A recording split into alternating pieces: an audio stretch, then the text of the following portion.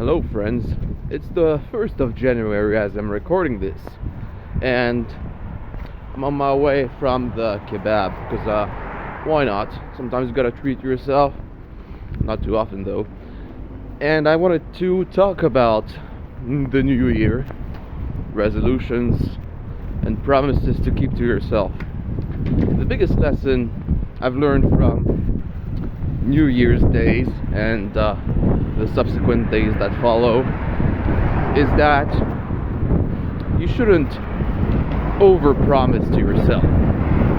If you make too big promises to yourself, like for example, I will literally go to the gym twice a day, even though I've actually never been to the gym before, haven't been there in ages.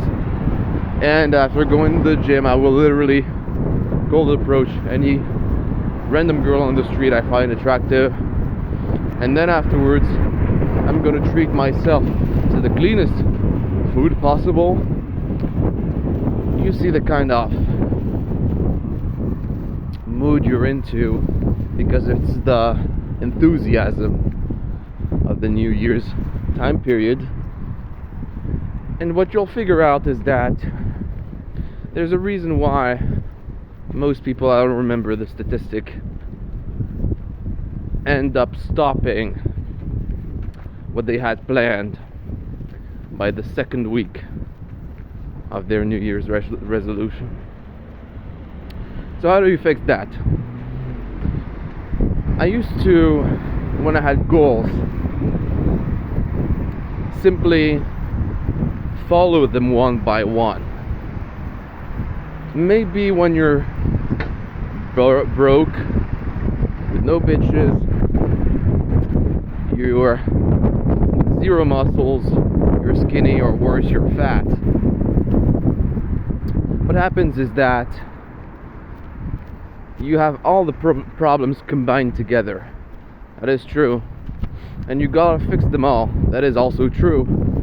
But if you do everything at once, it's gonna be like an army that's overstretched on a line of thousands of kilometers. What's gonna happen is that the enemy army is gonna take advantage of that situation and take the focal point and then circle the overstretched army one by one, division by division. Anyway, the point being, because I'm not talking about the military here, is that they try to do it all at the same time. Your motivation, which doesn't really matter, but still a little bit it helps, will dry out like the Sahara. And the only way you can really fix that, the only way you can fix that motivation completely disappearing and your drive to do stuff disappearing, especially as you're gonna have unforeseen circumstances get through your way. For example, let's say your gym is like closed, rarely is, but that's just for illustration. Well, what are you gonna do then? You're gonna be like, oh, okay, but I guess I'm fine. I'm not even gonna do some push-ups and pull-ups at home. I'm just gonna think, okay, my gym is closed, and over time you're gonna feel exhausted because you've changed all your habits all at once. Not only that, you end up feeling overwhelmed if you even try in the first place, because that feeling of overwhelming is gonna prevent you from starting. So that's why I'd say don't overpromise to yourself in quantity. The amount of promises, like I'm gonna have it all fixed by 1 month, just keep it step by step.